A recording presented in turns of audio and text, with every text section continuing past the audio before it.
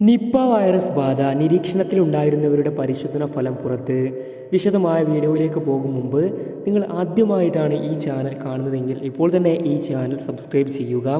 കൂടാതെ തൊട്ടടുത്തുള്ള bell icon കൂടി പ്രസ് ചെയ്താൽ ഞങ്ങൾ അപ്ലോഡ് ചെയ്യുന്ന വീഡിയോ നിങ്ങൾക്ക് അപ്പോൾ തന്നെ നോട്ടിഫിക്കേഷനായി ലഭിക്കുന്നതായിരിക്കും.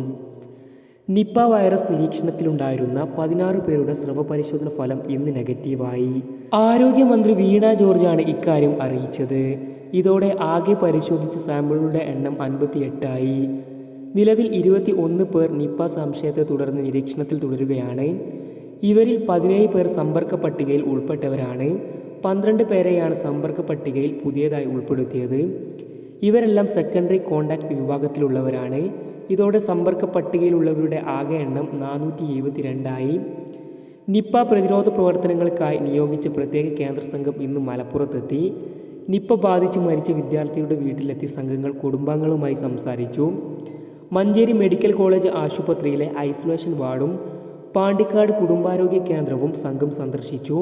ഇന്ന് പാണ്ടിക്കാട് ആനക്കയം പഞ്ചായത്തുകളിലായി 8376 വീടുകളിൽ സർവേ നടത്തി.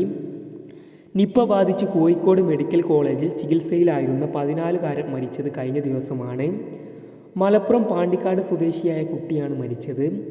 പ്രതിരോധ പ്രവർത്തനങ്ങളുടെ ഭാഗമായി പൂനെ വൈറോളജി ഇൻസ്റ്റിറ്റ്യൂട്ടിൻ്റെ മെഡിക്കൽ ലാബ് കോഴിക്കോട് എത്തിച്ചിരുന്നു.